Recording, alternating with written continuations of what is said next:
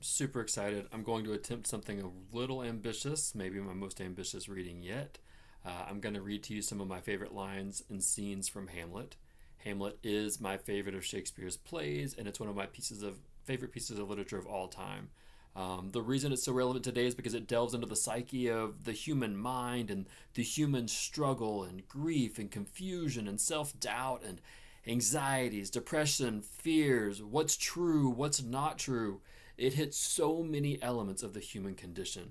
This is just a prime example of why William Shakespeare is one of the greatest writers of all time, why his literature is still taught in schools today, and why it's still replicated in so many different forms of media and the like. I know that a lot of people are intimidated by Shakespeare, they're intimidated by Hamlet, so I am going to give you a little bit of explanation as I read and talk to you about why I like this play so much. So, the first scene I'm going to read to you is from Act 1, Scene 2. The new king of Denmark, his name is Claudius, he is addressing the court. He is the brother of the late king of Denmark, King Hamlet. King Hamlet has recently died within just a matter of days or weeks, and Claudius, his brother, has swooped in and married the widow queen, and some would say that he has usurped the throne from Hamlet. Others would say that he was the rightful heir to the throne, Claudius. This depends on whether we're looking at the royal lineage following the historical rules of Denmark's court, or if we're looking at the entire play as an allegory to the British court for whom William Shakespeare was writing.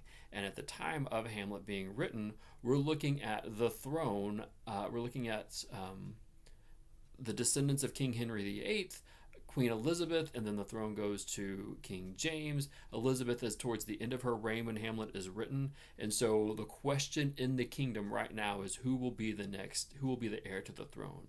Elizabeth has no children, so should the throne go to King James of Scotland, or what? And who will be the usurper at this point? The Catholics in Europe believed that Elizabeth was the usurper, and that the throne should have gone to Mary Queen of Scots or to King James rather than going to Elizabeth. So there's a whole lot to look at historically when we're looking at this play. There's two levels we can look at when we're just looking at the historical aspect. This is a multifaceted play. Scholars have been debating the meaning of lines and of character development and of historical accuracy and relevancy for over 500 years, and there is no specific answer to what's going on. So again, in the opening scene, you have King Claudius addressing the court. His wife slash sister-in-law is there, as well as his nephew slash stepson. So Claudius opens with, "Though yet of Hamlet our dear brother's death the memory be green, and that it is us befitted to bear our hearts in grief, and our whole kingdom to be contracted in one brow of woe. Yet so far hath discretion fought with nature, that we, the wisest sorrow think on him together with remembrance of ourselves. Therefore our sometime sister, now our queen, imperial jointress to this warlike state, have we, as 'twere with a defeated joy, with an auspicious and a dropping eye, with mirth in funeral, and with dirge in marriage, in equal scale wailing delight and dole taken to wife. Nor have we herein barred your better wisdoms, which have freely gone with this affair along, for all our thanks." He literally says, our sometime sister, now our wife, now our queen. And he talks about in celebration of funeral and in sorrow and wedding. So the juxtaposition in these lines is brilliant. And Hamlet is standing right here.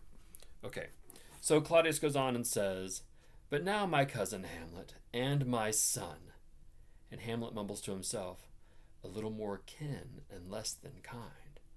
The king says, "How is that the clouds still hang on you?" "Not so, my lord. I am too much in the sun." "How are you still grieving? Why aren't you over your dad's death yet?" Queen says, "Good Hamlet, cast thy nighted colour off, and let thine eye look like a friend on Denmark." The king, "And do not ever for with thy veiled lids seek for thy noble father in the dust. Thou knowest 'tis common, all that lives must die, passing through nature to eternity." "Ay, madam, it is common." She's telling him to get over his grief. You're being very common by continuing to grieve. And he looks at her and says, aye, 'tis common, calling her a commoner, and her quickly getting over the death of her husband. She says, if it be, why seems it so particular with thee? Hamlet. Seems, madam? Nay, it is. I know not seems. 'Tis not alone my inky cloak, good mother, nor customary suits of solemn black, nor windy suspersions of forced breath, no, nor the fruitful river of the eye, nor the dejected behavior of the visage, together with all forms, moods, shapes of grief that can denote me truly. These indeed seem, for they are actions that a man might play, but I have that within which passes show. These but the trappings and the suits of woe. I don't seem to be grieving. I am filled with grief. And all these trappings of grief and dark clothes and all these other things that people do don't even begin to reflect the deep, true sorrow that I have. And remember, this is before the whole court. Then Claudius chimes in. 'Tis sweet and commendable in your nature, Hamlet, to give these mourning duties to your father. But you must know your father lost a father. That father lost his father, and to survive you're bound in filial obligation for some term to do obsequious sorrow. But to persevere in obstinate condolement is a course of impious stubbornness. 'Tis unmanly grief. You're not being manly because you continue to grieve your father. Everybody dies. Get over it, kid. It shows a will most incorrect to heaven, a heart unfortified, a mind impatient, an understanding simple and unschooled. You're coming across as ignorant and dumb. For what we know must be, and is as common as any the most vulgar thing to sense, why should we in our peevish opposition take it to heart? Fie. 'Tis a fault to heaven, a fault against the dead, a fault to nature, to reason most absurd, whose common theme is death of fathers, and who still hath cried from the first course, till he that died today, this must be so. Death is the most common theme in life, so why are you letting this freak you out so much? We pray you throw to earth this unprevailing woe, and think us as of a father, and let the world take note you are the most immediate to our throne, and with no less nobility of love than that which dearest fathers bears his son do I impart toward you. Quit grieving the loss of your father. Just call me Dad. I know your dad just died, and I'm his brother, and I jumped in and married your mom, but think of me as your father, and you are the closest to the throne. So going back to that whole idea of the royal lineage, he pours some salt in the wound there, I think. Everyone leaves, and now Hamlet is alone on stage, or alone in the court. So this is a soliloquy. A soliloquy is a monologue spoken where no one else can hear it. So usually it's an actor alone on the stage, or it could be in modern theater where there's a spotlight, the stage goes dark, and there's a spotlight on the main character, the one who's speaking.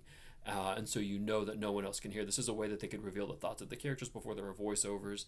Modern theater, you could have a soliloquy with a voiceover. Another way to do this in the old theater or when other people are on stage is you could have everyone freeze, and then the one character who's speaking could deliver the soliloquy. But here, Hamlet is alone on stage, revealing his thoughts. He's having to put on a presence in front of everybody without speaking his truth, although Hamlet is very good about being sarcastic and speaking his truth in ways that won't get him in too much trouble. So now he's by himself.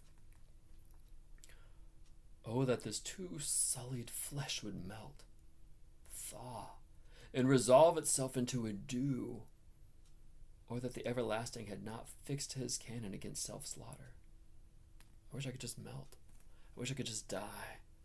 I wish that taking my life wasn't a sin, because I can't bear this anymore. Oh God, God, how weary, stale, flat, and unprofitable seem to me all the uses of this world. Fie, fie, 'tis an unweeded garden that grows to seed. Things rank and gross in nature possess it merely. The things that are sprouting in this garden are disgusting and vile. That it should come to this. But 2 months dead, nay, not so much, not 2. So excellent a king that was to this Hyperion to a satyr, so loving to my mother that he might not beteem the winds of heaven visit her face too roughly. Heaven and earth, must I remember? Why, she would hang on him as if increased appetite had grown by what it fed on. And yet within a month, my father was amazing, this amazing Hyperion, this godlike son. My mother was passionately in love with him, as if loving him only made her love him more. And he's only been gone not even 2 months. Frailty, thy name is woman. A little month, or ere those shoes were old with which she followed my poor father's body, like Niobe, all tears. Why, she, even she, oh God, a beast that once discourse of reason would have mourned longer. Married with my uncle, my father's brother, but no more like my father than I to Hercules, within a month. Yet the salt of most unrighteous tears had left the flushing in her gallant eyes. She married. Oh, most wicked speed to post with such dexterity to incestuous sheets! It is not, nor it cannot come to good. But break my heart, for I must hold my tongue.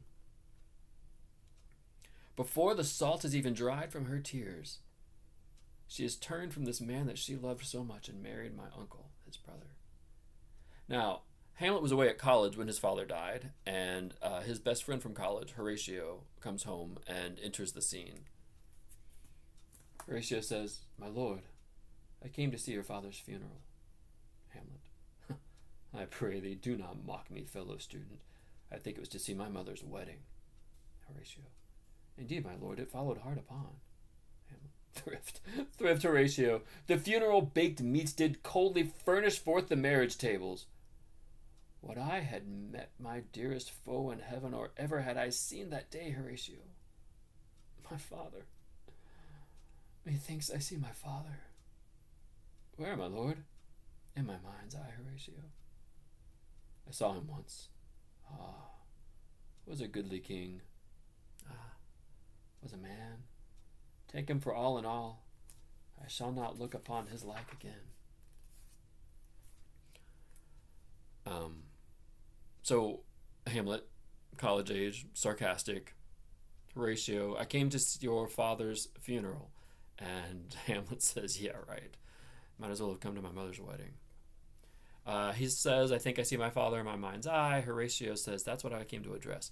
What we didn't point out is in Act 1, Scene 1, Horatio, there's some guards. The play opens with these guards on stage, and a ghost appears. Now, the Elizabethans, the people of England at this time, were very scared of ghosts. And so the opening of Hamlet starts with, it's almost like a horror flick, with this ghost appearing on stage. So Horatio now is reporting to Hamlet, speaking of your dad, I think I saw his ghost. So Horatio leaves. They've set up a plan to go back to where the ghost appeared. Now Hamlet again on stage alone, a soliloquy. Your loves is mine to you, farewell. My father's spirit in arms, all is not well. I doubt some foul play. Would the night were come. Till then sit still my soul, foul deeds will rise, though all the earth o'erwhelm them to men's eyes. So Horatio explains that when they saw the ghost of the dead King Hamlet, yes, Hamlet's a junior. So when they saw the ghost of dead King Hamlet, he was in armor. And so the question then is, what could this possibly symbolize?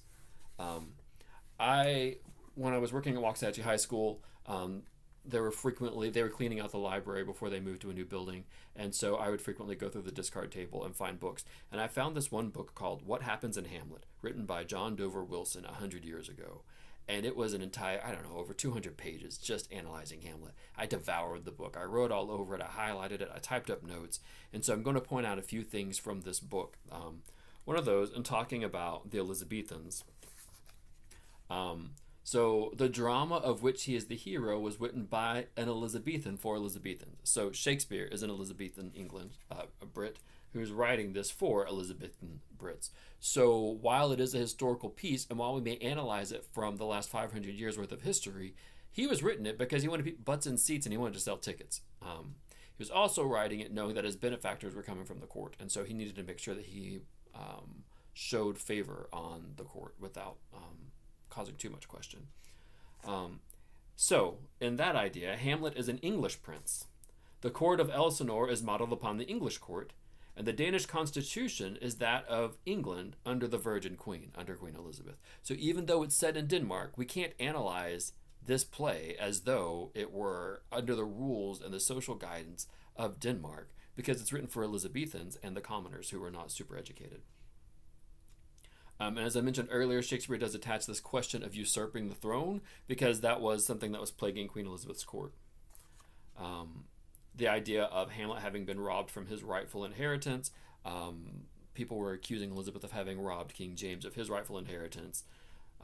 So the question that is posed here by John Dover Wilson is, was not the throne of Elizabeth and James an elective one?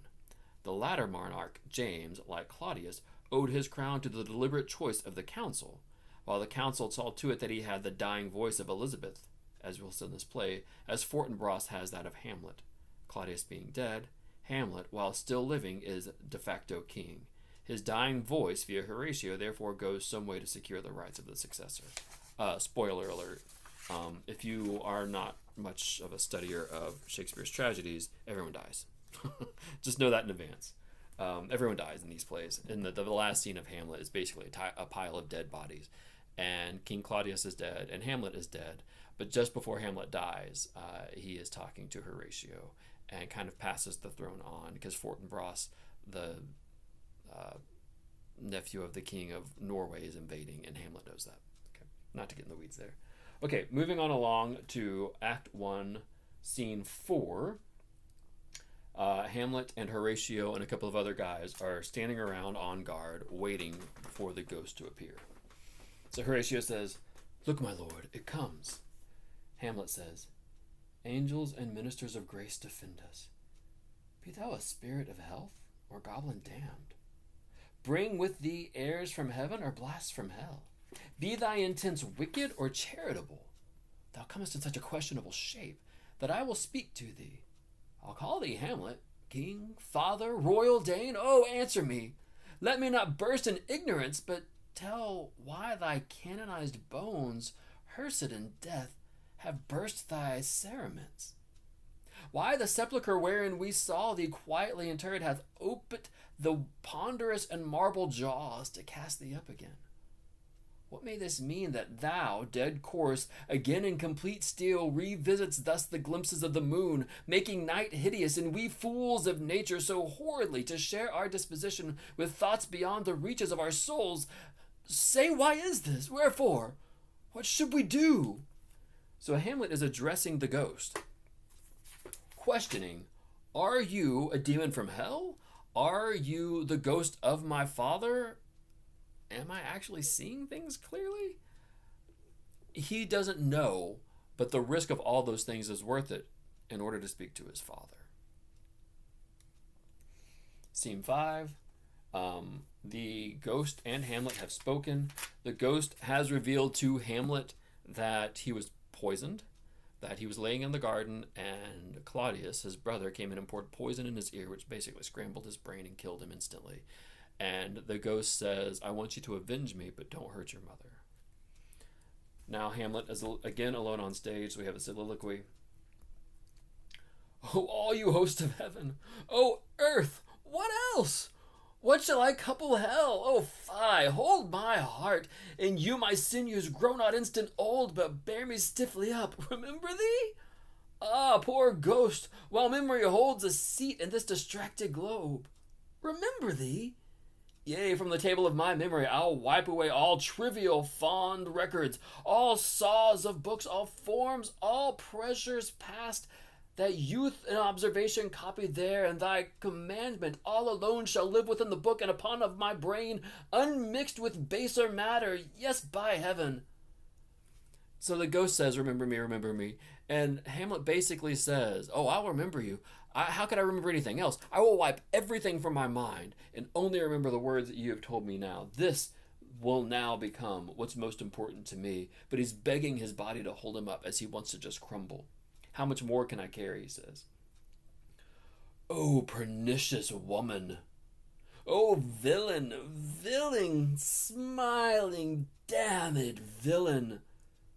My table's meat it is I set it down, that one may smile and be a villain. At least I am sure it may be so in Denmark. So, uncle, there you are. Now to my word. It is adieu, adieu. Remember me. I have sworn it. He's calling his mother the pernicious woman and his uncle the villain, smiling, damned villain.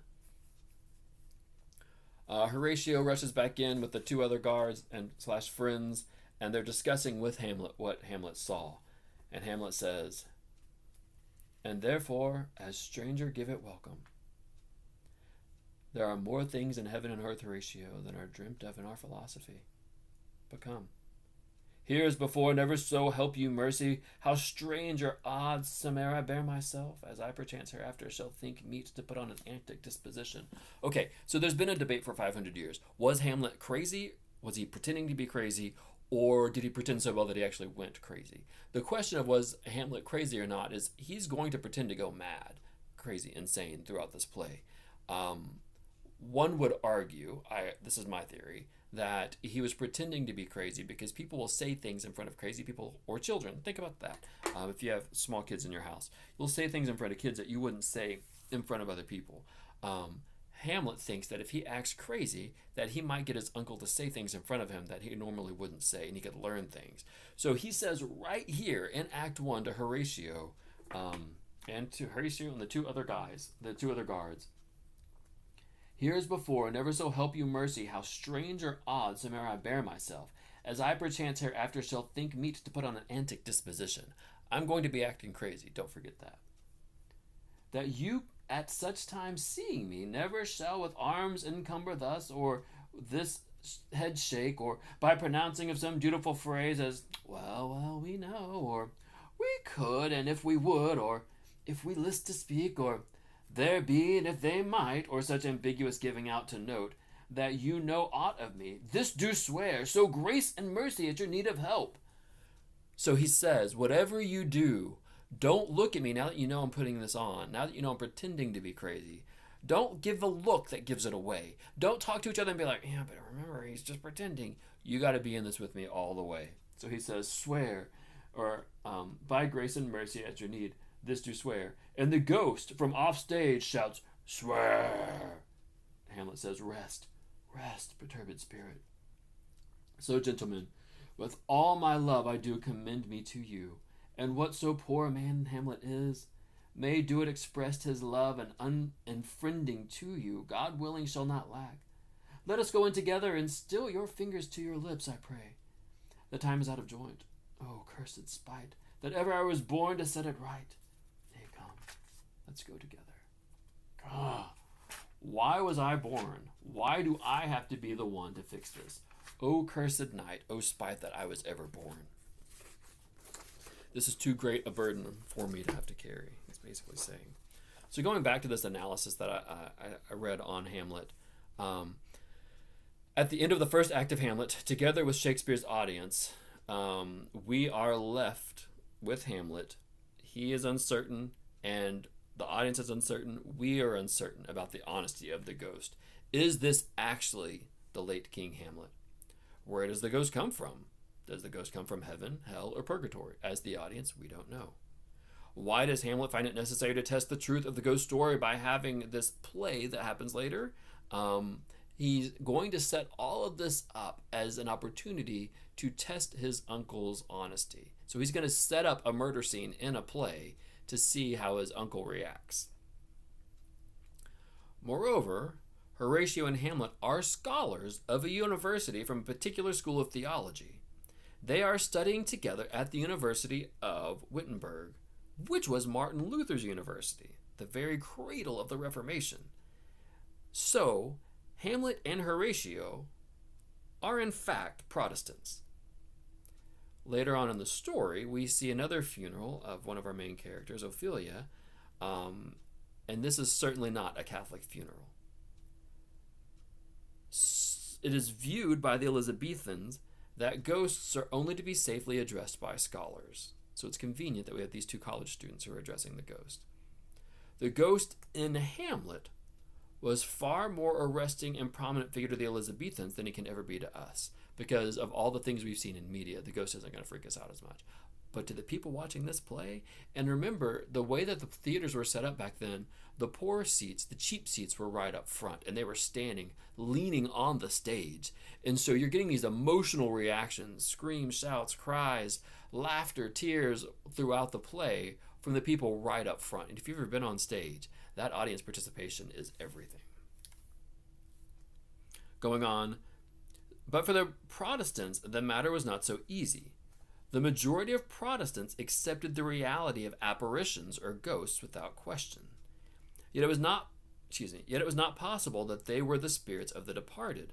For purgatory, being an exploded tradition in the Protestant faith, the dead went direct either to bliss in heaven or prison in hell. So ghosts were not stuck in between in purgatory as the Catholics believed, because this was a Protestant audience for the most part. This either had to be an angel from heaven bringing the truth or a demon from hell trying to bring temptation and confusion.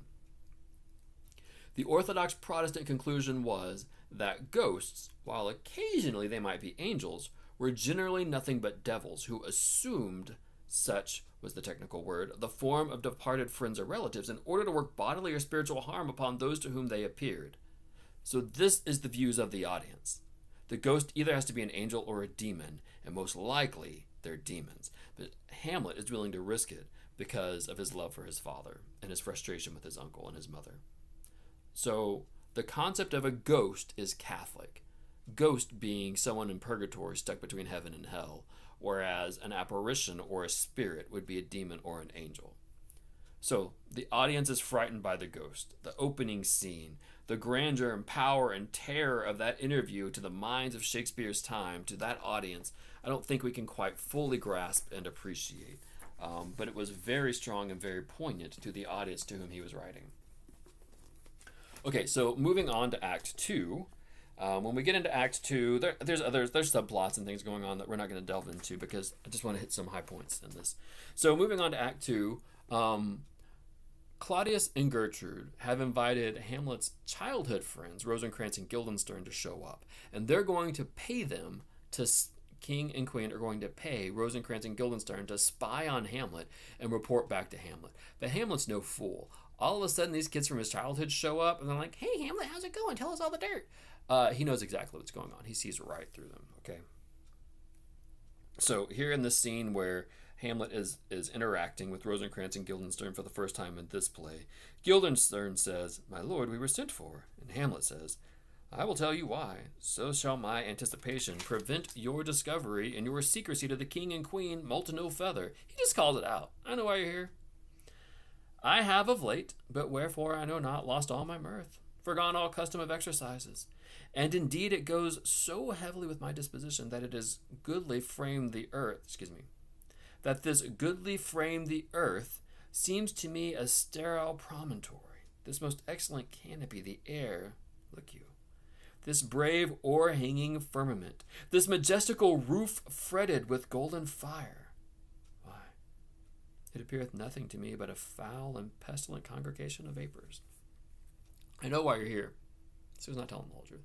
"I know why you're here. I've been acting weird. I can't get over my grief. I'm walking around melancholy and mopey and sad, and Uncle Daddy and Aunt Mommy are now trying to figure out what's going on with me, and so you're here to spy and report back to them if I'm okay." He knows the real truth, but this is what he's saying to them. "What a piece of work is man! How noble is reason! How infinite in faculties, in form and moving! How express and admirable in action! How like an angel in apprehension! How like a god!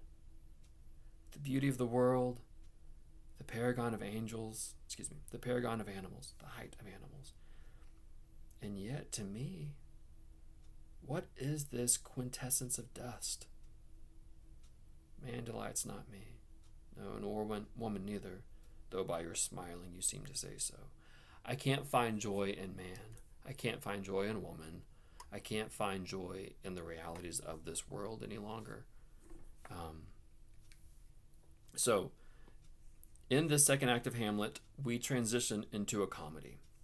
This is a comedy of mask, because he's putting on this fake persona. He's feigning insanity. But the comedy doesn't stop there. It turns right into the act that follows in Act 3. Later on here in Act 2, Ophelia goes on to state that King Hamlet has been dead twice 2 months. So not quite. It's been a couple of months since Act 1 and Act 2. So Hamlet's been moping around the palace now for a couple of months. In this scene, it talks about Rosencrantz and the scene that we skipped. The word sift, together with the advent of Rosencrantz and Guildenstern, shows that the king suspects Hamlet to be concealing something dangerous to the throne behind his transformation. So Claudius is not as dumb as we might think. Claudius is suspicious that Hamlet is doing something, but he can't quite put his finger on what. And I think one could argue that an evil, suspicious man suspects an evil, suspicious man. I'm not saying Hamlet's evil. An evil, suspicious man suspects foul play. Okay, so Rosencrantz and Guildenstern are here, and some traveling actors come to town. They're invited into court, and Hamlet sees this as his opportunity. These actors. I can get them to put on a play where somebody murders the king and marries the queen, and I can watch this and see what my uncle does. And so the actors come in, there's this big hoopla celebration or whatever, they're talking and singing and dancing, I guess you'd say. And one of the actors, Hamlet's like, hey, can you do this one scene? And this actor goes off on this long speech and kind of overdoes it and super hammy and cheesy. And now they've all left, and Hamlet is reflecting back on this piece as he's planning the move forward. He says, and yet a dull and muddy meddled rascal peak like John a dreams, unpregnant of my cause, and can say nothing. No, not for a king upon whose property and most dear life a damned defeat was made. Am I a coward? Who calls me villain, breaks my pate across, plucks off my beard and blows it in my face, tweaks me by the nose, gives me the lie on the throat as deep as to the lungs? Who does me this? Swoons. I should take it. For an act it cannot be, but I am pigeon-livered and lack gall to make oppression bitter. Or ere this I should have fatted all the region kites with the slaves awful. Bloody, body villain, remorseless, treacherous, lecherous, kindless villain. Oh, vengeance! If I were a real man, if I had a backbone, I wouldn't have to play this little game and fake it. I would confront him and have it all out in the open right now. But I'm hiding behind this little play and hiding behind pretending to be insane. Why, what an ass I am. Excuse me. Let me say the line right. Why, what an ass am I. This is most brave that I, the son of a dear father murdered, prompted to my vengeance by heaven and hell, must like a whore unpack my heart with words and fall a cursing like a very drab scullion. Fie upon it, foe, about my brains. I have heard that guilty creatures sitting at a play have by the very cunnings of the scene been struck so to the soul that presently they have proclaimed their malefactions for murder. Though I have no tongue, will speak with most miraculous organ. I'll have these players play something like the murder of my father before mine uncle. I'll observe his looks. I'll tense him to the quick. If a do blench, I know my course. The spirit that I have seen may be a devil, and the devil hath power to assume a pleasing shape, yea, perhaps out of my weakness and my melancholy. And he is very potent with such spirits, abuses me to damn me. I'll have grounds more relative than this. The play's the thing wherein I'll catch the conscience of the king. So he is aware that this ghost could be a demon just coming in to tempt him. And so he is going to use this play to prove whether or not his uncle actually murdered his father before he intervenes and gets justice. Now, there is a concept here in the play. It kind of talks about incest when Claudius marries Gertrude.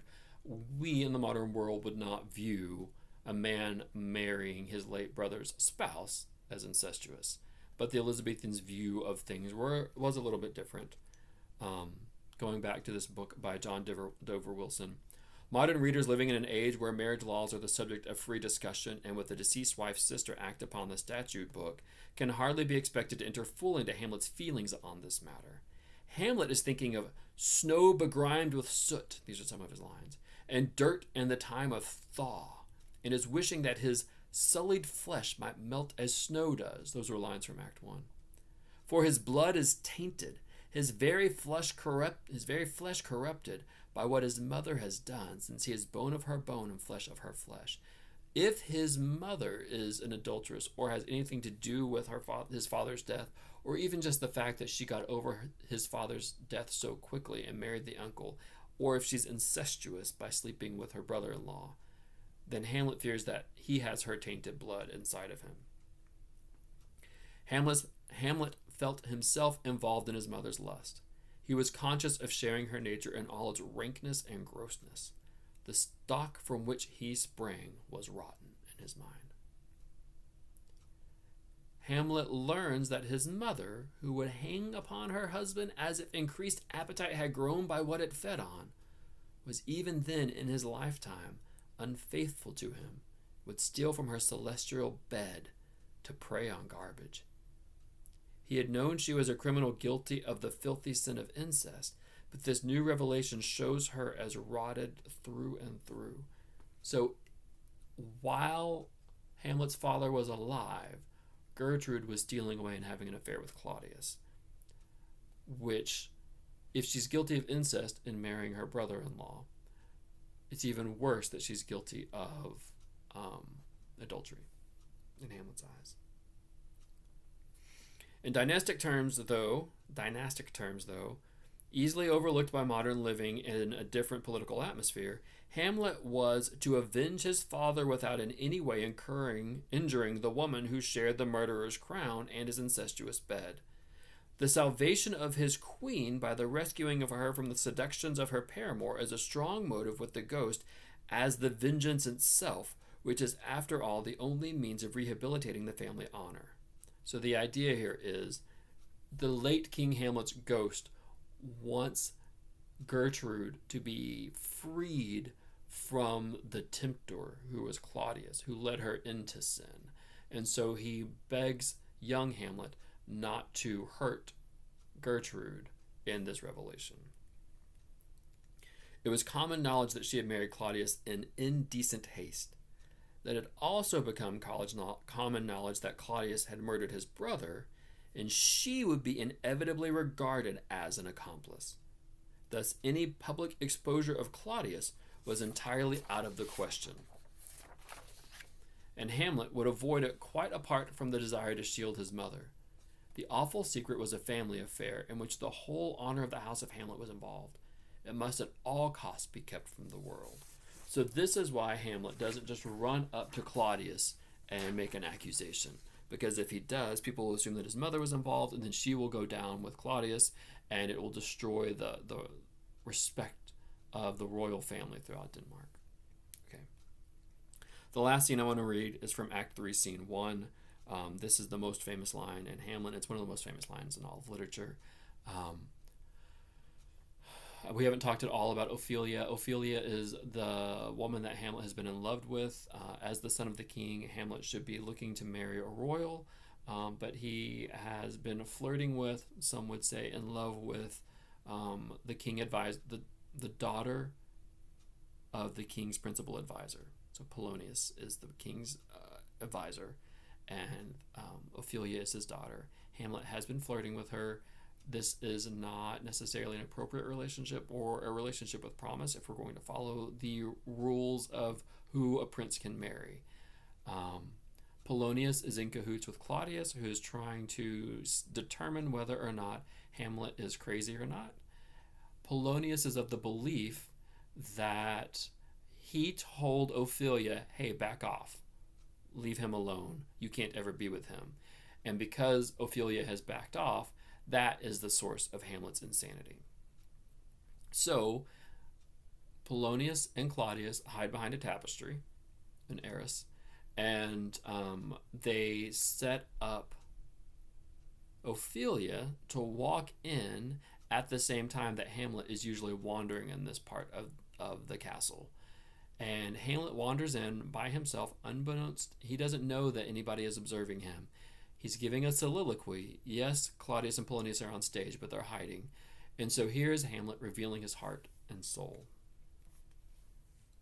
Hamlet says, "To be or not to be, that is the question." Again, famous lines in literature.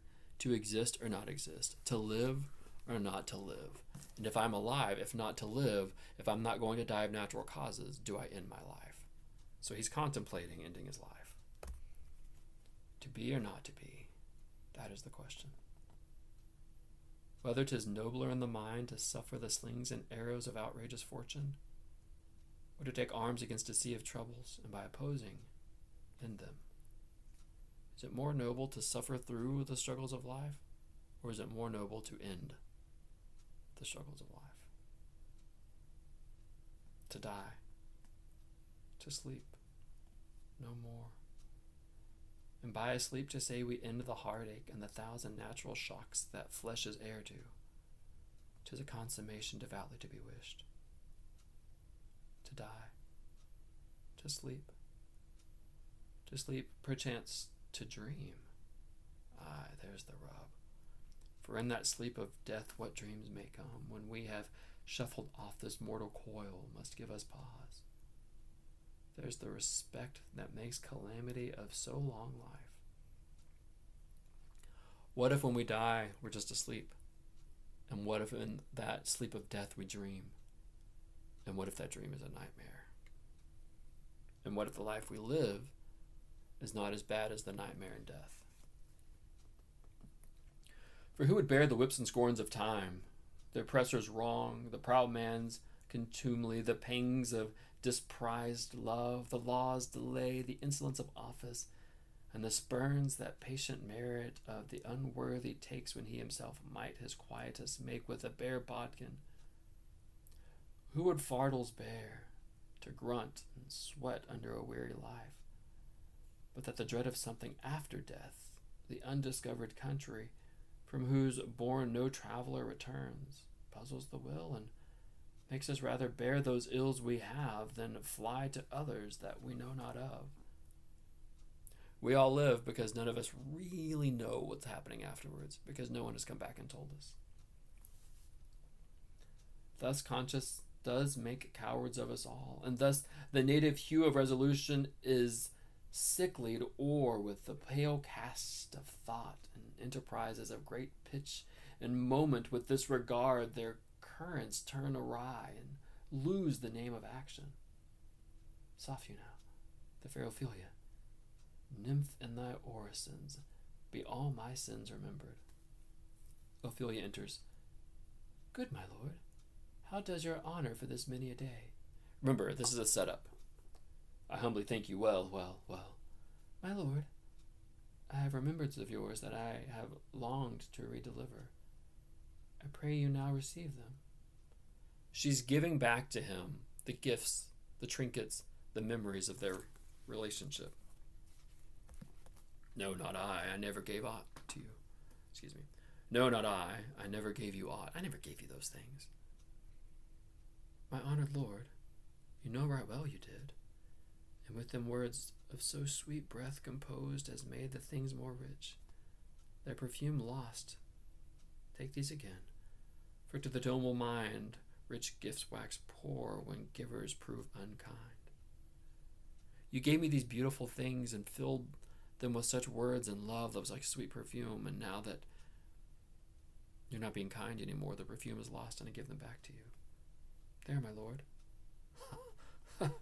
Are you honest, my lord? Are you fair? What means your lordship? That if you be honest and fair, your honesty should admit no discourse to your beauty. Could beauty, my lord, have better commerce than with honesty?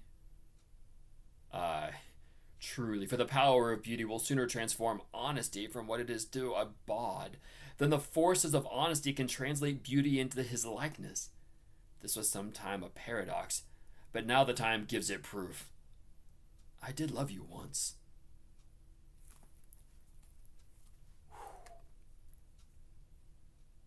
I did love you once. Remember, what he has learned about love and what he has learned about women from watching his mother has tainted how he views Ophelia and how he views love. And his sole mission in life right now is to avenge his father and or to find out if the ghost is real. So he's put all things aside. And of course, Ophelia is suffering because it's been a couple of months and she was in this will they, won't they situationship with the Prince of Denmark, who was flirting with her and giving her gifts, and now he's acting weird and ignoring her. His primary focus is this revenge plot, and she's victimized in this and being hurt. So he says, I did love you once. Indeed, my lord, you made me believe so. You should not have believed me, for virtue cannot sow You should not have believed me, for virtue cannot so inoculate our old stock, but we shall relish it. I loved you not. I was the more deceived. Get thee to a nunnery. Why wouldst thou be a breeder of sinners? There's several different ways to interpret that line. We'll get to that in a minute. I am myself indifferent, honest, but yet I could accuse me of such things that it were better my mother had not borne me. I am very proud, revengeful, ambitious, with more offenses at my beck than I have thoughts to put them in, imagination to give them shape, or time to act them in. What should such fellows as I do, crawling between earth and heaven? We are errant knaves all, believe none of us. Go thy ways to a nunnery. When he says believe none of us, there are several hints, I believe, in this speech where he is hinting to Ophelia, and throughout the whole play where Hamlet is hinting, don't believe what I'm saying. This is a ruse. I'm feigning insanity. Don't believe it. He's trying to save her. Even get thee to a nunnery. One interpretation would be, get away from here so I don't hurt you anymore. Then he says, where's your father? At home, my lord. Let the doors be shut upon him, that he may play the fool nowhere but in his own house. Farewell. Oh, help him, sweet heavens, she cries out. When she cries out, Hamlet realizes she's talking to somebody, so they're being spied upon. And this shifts how he views her, because now he knows that he's just been played. Now he says to her, if thou dost marry, I'll give thee this plague for thy dowry. Be thou as chaste as ice, as pure as snow, thou shalt not escape calumny. Get thee to a nunnery, go, farewell. Or if thou wilt needs marry, marry a fool, for wise men know well enough what monsters you make of them. To a nunnery go, and quickly too, farewell. O heavenly powers, restore him. I have heard of your paintings too well enough. God hath given you one face, and you make yourself another, you jig. You amble, and you lisp. You nickname God's creatures, and make your wantonness your ignorance. Go to. I'll no more on it. It hath made me mad. I say we will have no more marriage. Those that are married already, all but one shall live. The rest shall keep as they are. To a nunnery go. He does just make a veiled threat that of those that are married, only one will continue to live. He leaves the room, and Ophelia says, oh, what a noble mind is here o'erthrown. The courtiers, soldiers, scholars, eye, tongue, sword, the expectancy and rose of their fair state, the glass of fashion and the mold of form, the observed of all observers, quite down, and I of ladies most dejected and wretched, that sucked the honey of his music vows.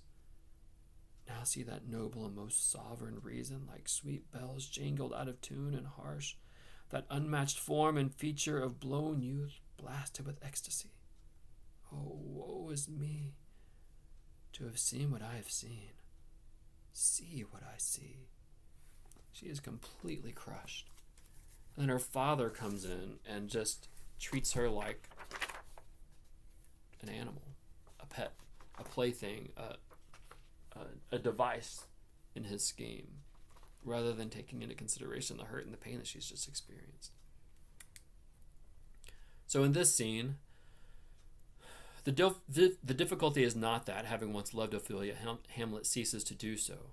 This explained, as most critics have agreed, by his mother's conduct, which has put him quite out of love with love and has poisoned his whole imagination. The exclamation, "Frailty, thy name is woman," in the first soliloquy, we come to feel later embraces Ophelia as well as Gertrude, while in the bedroom scene later that we won't get to, he as good as taxes his mother with destroying his capacity for affection, when he accuses her of such an act that blurs the grace and blush of modesty, calls virtue hypocrite, takes off the rose from the fair forehead of an innocent love, and sets a blister there. Moreover, it is clear that in the tirades of the nunnery scene, he is thinking almost as much of his mother as of Ophelia. The word blister refers to the branding of a harlot. So Hamlet has lost the ability to view women as objects of love, and to view love as something that he wants or can trust. Hamlet turns to Ophelia in this most recent scene, the woman he thought loved him, until his mother taught him of the value of a woman's love, and Ophelia herself seemed to confirm the lesson by returning his letters and refusing to see him. In sore distraction of spirit, Hamlet instinctively turns for support to the only being left who might give it to him, and she fails him. And the piteous sigh shows that he realizes her failure, and that all is over between them. Thus, she has rejected his love and proved unresponsive to an appeal of extreme need. Hamlet has little cause to love Polonius, whom he despises as a tedious old fool to whose friendship with Claudius he owes the loss of the crown, and who, as he is no doubt aware, is responsible for Ophelia's jolting him. When, therefore, he overhears his proposal to loose his daughter to him, he is consumed with savage anger. From behind the antic mask, or the facade of insanity, he lashes out at him. There's two men behind this tapestry when Polonius looses his daughter, and Hamlet's words to her are meant for the ears of both of them.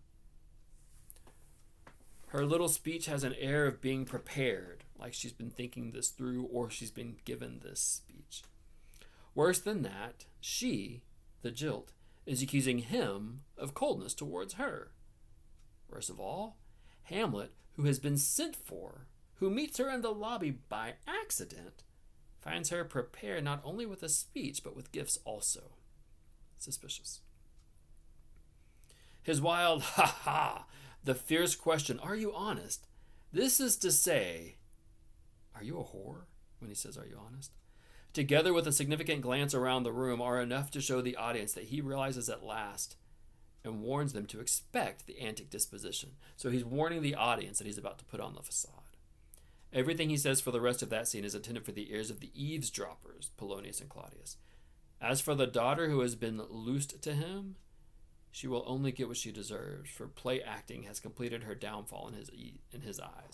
What she deserves from his perspective. I argue that Ophelia is the true tragic character in this story, for the way that she is treated and the outcome in her story. She's the victim. Thus, through a chain of misconceptions due to nothing worse than narrowness of vision and over-readiness to comply with her father's command, Ophelia blackens her own character in her lover's eyes. Hamlet speaks to both Polonius and Claudius, but he speaks, of course, to Ophelia, while as he speaks, he has yet a fourth person constantly in his mind, his mother. He's not insane. He's very crafty. When he says, "Get thee to a nunnery," it's a common Elizabethan term for a house of ill fame. So he's telling her to go to a whorehouse. So one interpretation would be, get thee to a nunnery, don't ever have kids, go be safe and chaste, and don't let any of this world sully you. But on another level of interpretation, he's calling her a whore and telling her to go to a whorehouse. That if you be honest and fair, your honesty should admit no discourse to your beauty. If, that is, you were the chaste maiden you pretend to be, you would not allow your beauty to be used as a bait in this fashion. He says, I did love you once, one could argue, before my mother took off the beauty of love and the trust of women. Hamlet gives Ophelia her last chance with his son, where's your father? But it is crowning proof of her treachery that provokes the frenzy with which the episode closes. By not revealing where her father is, he comes to realize that he's being played or duped by her. That's just the first 3 acts. If you're looking for a good version of Hamlet to watch, the David Tennant version from PBS, the Royal Shakespeare Company, I think is it's my favorite by far. It's absolutely brilliant. This was a long video, but Hamlet can be such a daunting thing for people to approach. I love it dearly, and I just wanted to share it with you all. So thanks for coming along.